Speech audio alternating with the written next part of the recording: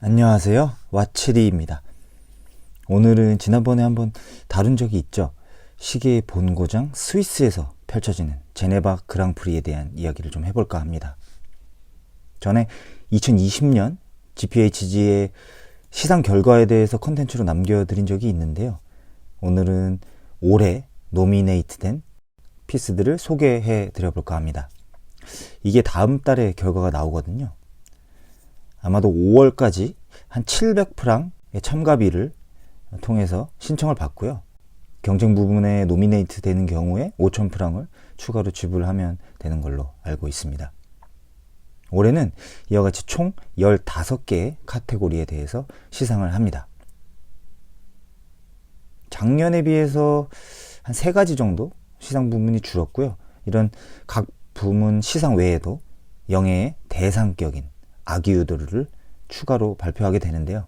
이 상은 올해 시계 산업 전체를 대표하는 것으로 모든 카테고리를 통틀어서 최고의 시계에 주는 가장 권위 있는 상이라고 보시면 됩니다. 그럼 이를 심사하는 멤버들도 한번 보실까요? 네, 와치 컬렉터, 독립 제작자도 보이고요. 나름 유명하신 불가리의 CEO 장 크리스토프 바빈도 있습니다. 재밌게도 유트의 아담 클레이튼도 있네요. 시계 매니아인가 봅니다. 그리고 벤포드, 그리고 우르베르크의 창립자, 그리고 시계 하면 빼놓을 수 없는 분이죠. 위블로의 아버지 장 클로드 비버옹도 계십니다. 작년 수상하기도 했었던 디베튠의 공동 창립자 데니스도 있네요. 한 가지 흥미로운 거는 세계 최고의 시계 제작자로 알려져 있죠. 필립 듀포의 딸 다니엘라 듀포도 참여하고 있다는 점입니다. 어떠신가요? 흥미롭죠? 자, 그럼 올해 주요 부문 노미네이트된 시계들을 보러 한번 가보시겠습니다. 먼저 레이디 부문입니다. 대부분 예상했었던 브랜드들이 나와 있네요. 인상적인 제품은 콘스탄틴 체이킨인데요. 마치 조커를 연상시키는 익살스러우면서도 강렬한 다이얼 디자인이 진한 여운을 남기는 것 같습니다. 가격은 현지 기준 3,000만원입니다. 작년엔 1억 5천만원짜리 이 삐아제가 수상을 하였고요. 보시면 주얼리 부문이라고 해도 믿을 만큼 화려하네요. 레이디 컴플리케이션 부문입니다. 이 부문은 여성 시계 중에 애뉴얼 캘린더, 퍼페추얼 캘린더, 뚜르비용, 레트로그레이드 등 복잡성에서 놀라운 창의적인 기술성을 선보인 시계에 주는 상입니다. 안데르센의 작품이 생소한데요. 독립 제작자인 그는 아마도 전에 파테필립에서 일한 걸로 알고 있습니다. 자체 제작한 월드타이머 모듈로 알려져 있고요. 가격은 1억입니다. 에르메스 제품도 어디선가 많이 보셨죠? 이제 어느 정도 반열에 올라선 기술력이 인상적입니다. 작년 수상작은 반클리프 아펠의 이 시계였죠.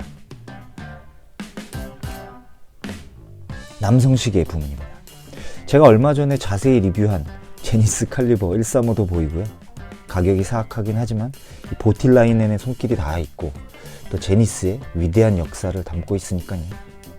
네, 수상이 유력해 보입니다. 생소한 브랜드들도 꽤 보이는데요. 굉장히 인상적인 디자인의 독립 제작자 트릴로베의 작품이 눈이 갑니다. 이 사파이어 돔글래스 아래 시, 분, 초를 표시하는 3개의 링이 계층화돼서 이 플라잉 형태로 구현되어 있다는 게 굉장한 기술력의 결과라는 생각이 듭니다. 가격은 3,000만원 정도라고 하는데 이게 비싸게 느껴지지 않을 정도네요. 작년 수상작은 전에 제가 1,000만원이 생긴다면 무슨 시계를 사시겠습니까? 라는 컨텐츠에서 언급하기도 했었던 그랜드 세이코의 9S-A5입니다. 맨스 컴플리케이션입니다. 여기는 눈에 딱 띄는 모델이 없는 게 사실인데요. 파르미지아니는 이게 왜 컴플리케이션이지? 라는 생각이 들 정도로 굉장히 심플한 GMT 라트라 팡테입니다. 여기서는 역시나 오데마피게의 스켈레톤 형태의 뚜르비용이 3억으로 가장 비싼데요. 뚜르비용 부문으로 출전했어도 될 뻔했습니다. 이 정도 뚜루 비용으로는 그 분야의 명함도 못 내밀 수준인 걸까요? 작년 수상작은 참고로 MBNF의 이 작품이었습니다. 가격은 1억 5천입니다. 아이코닉입니다. 아이코닉 상은 20년 이상 워치메이킹 역사와 시계 시장에 지속적인 영향을 미친 상징적인 컬렉션을 대상으로 합니다. 보시면 다들 아시는 브랜드들의 그 상징적인 모델들입니다. IWC부터도 빅파일럿을 내놨는데요. 근데 이 빅파 43은 개인적으로 그 아이덴티티를 스스로 좀 저감시킨 부분이 없지 않나라고 생각해서 그나마 저는 여기서 로얄 오크의 수상 가능성을 높게 보고 있습니다. 근데 지라드 페르고의 모델이 좀 의아하긴 하죠. 찾아보니까 과거 1976년에서 78년까지 생산했던 혁신적인 형태의 쿼츠 시계 디자인을 그대로 가져왔는데요. 대신 요즘의 기술을 적용했다고 합니다. 쿼츠지만 가격은 600만 원이 넘습니다. 작년 수상작은 역시 로얄 오크였네요. 그럼 이번에도 수상하기는 쉽지 않겠는데요. 뚜르비용 부문입니다. 역시나 막강한 시계들이 올라와 있습니다. 그랑프리의 단골 손님 그루벨 포지도 보이고요. 모조엔 씨도 어마어마해 보이는데 그랜드 세이코가 의외로 표를 많이 받을 것 같기도 합니다. 이 시계들 중 가장 비싼 시계가 현지가 기준 7억 가까이 되고요. 가장 저렴한 시계는 1억이 조금 넘는 수준입니다. 작년 수상작은 3억짜리 디베틴이었습니다. 캘린더 에스트로노미 부문인데요. 이 부문은 애뉴얼 캘린더나 퍼페추얼 캘린더, 복잡한 문페이지 등 하나 이상의 천문학적 컴플리케이션이 포함된 시계에 주는 상입니다. 몇 년 전 부활한 HYT도 눈에 띄고요. 생소한 브랜드도 좀 있습니다. 1999년까지 세팅이 가능한 가장 복잡한 수준의 시큐어 퍼페추얼 캘린더를 자랑하는 DRT부터 슈퍼 루미노바를 사용해서 8가지 색상을 손으로 직접 페인팅한 233개의 구멍이 돋보이는 사르파네바 등이 그렇습니다. 그리고 모조엔 씨의 저 작품을 보면 재밌는데요. 가장 복잡한 시계 카테고리 중 하나인 이 분야에서 3개의 핸즈와 날짜창으로 절제한 이 모델의 미니멀리즘 굉장히 놀랍습니다. 작년엔 이 시계가 수상을 했습니다. 브랜드명은 크리스티안 반데어 클라운. 메카니컬 익셉션입니다. 이 부문은 혁신적이거나 정교한 디스플레이, 또 미닛 리피터와 같은 타격이나 기타 음향 기능, 그리고 특수 이스케이프먼트 등 특별한 메커니즘을 사용하거나 또 다른 독창적인 시계에 주는 상입니다. 역시나 어마어마한 시계들이 모여있네요. 제가 전에 리뷰했었던 율리스 나린의 프릭 모델도 보이시죠? 양쪽 날개에 프로펠러를 단 비행기가 다이얼 위를 유영하는 듯한 모습입니다. 위에 보배의 작품 한번 보실까요?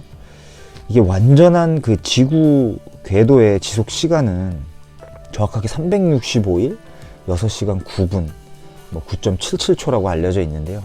그래서 그레고리력은 1년에 일수를 365일로 반올림하고 남은 시간을 보충하기 위해서 4년마다 하루를 추가하죠. 그게 이제 윤년이라는 건데요. 일반적으로 시계 제작에 사용되는 달력은 모두 그레고리력을 기반으로 하지만 이 달력을 사용해서 밤하늘을 구동하면 상당한 오류가 발생합니다. 그래서 이 시계가 표시하는 밤하늘과 항성 디스플레이는 완전한 지구 궤도의 실제 지속 시간을 반영하기 위해서 정확하게 365.25일 주기로 계산이 됩니다. 덕분에 하늘에 있는 별의 즉각적인 위치가 타의 추종을 불허하는 정밀도로 표현이 되는 것이죠. 무려 가격은 8억입니다. 작년 수상작은 삐아제의 알티플라노 얼티메이트인데요. 최근 트렌드를 보면 이런 하이퍼 테크니컬보다 울트라신이 주목받는 것 같기도 합니다. 크로노그래프입니다. 크로노 분야는 브라이틀링을 제외하고 인상적인 시계들이 매우 많습니다. 제가 최근 관심을 가지고 있는 그레네펠트부터 차페, 그리고 루이스 모이네나 MB&F의 디자인도 굉장히 인상적입니다. MB&F나 루이스 모이네는 두께가 18mm에 이르러서 다소 아쉬움이 있는데요. 그레네펠트는 수동 크로노의 매력을 가지면서도 두께 또한 11mm대로 극도로 통제하고 있는 모습이 굉장히 인상적입니다. 물론 가격은 이 중에서 가장 높은 2.5억입니다. 작년엔 제니스의 크로노 몬스터가 받았는데요. 올해에 비하면 지극히 평범해 보이네요. 다이버 부문입니다. 다이버가 나오니까 이제 좀 우리가 접근 가능한 시계들이 많이 나오는 것 같습니다. 대부분 200에서 300m 수준의 일반적인 다이버 망수 스펙을 가지고 있는데요. 아쿠아 레이서만 1000m로 포화 잠수 레벨입니다. 그래서 테이그 호이어 치고는 사악하게도 1000만원에 육박합니다. RTA 맞나요? 이 혁신적인 다이얼은 더 깊이 잠수할수록 주요 색상이 사라지는 선택적 흡수 디스플레이를 보여줍니다. 다이얼에 표시되는 색상을 보고 깊이를 확인할 수가 있죠. 또 역사가 50년밖에 되지 않은 독사에 매트하면서도 개성 있는 다이버 워치도 보이는데요. 1960년대 스위스 육군 엘리트 부대와의 협업을 기리는 의미에서 100피스 한정판으로 재탄생하였습니다. 현지가 기준 약 650만원입니다.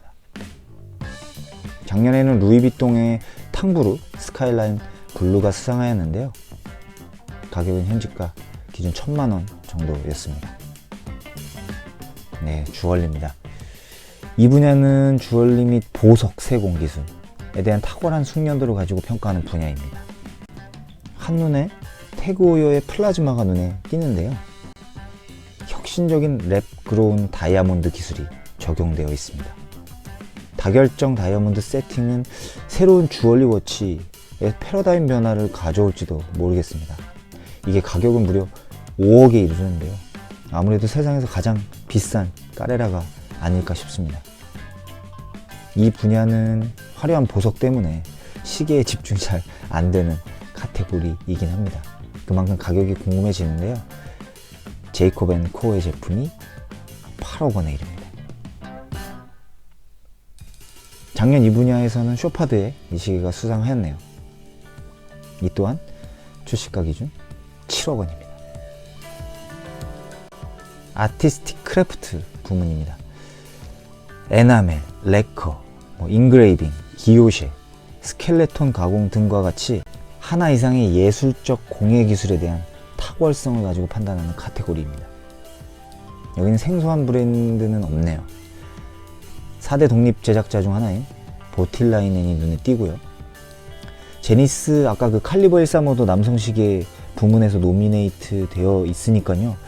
보틸라이넨은 어떻게 보면 이관왕도 노려볼 만한 하겠습니다. 이 분야는 정말 다이얼을 마치 하나의 캔버스로 간주한다는 느낌이 듭니다.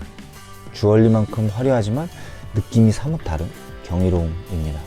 저는 사실 보틸라이넨하고 에르메스의 작품이 가장 인상적인데요. 크게 특별할 것이 없어 보이는 오데마 피게의 작품이 무려 12억입니다. 아무래도 손목시계 출품작들 중에 최고가가 아닌가 싶네요. 작년엔 MB&F의 이 작품이 탔습니다.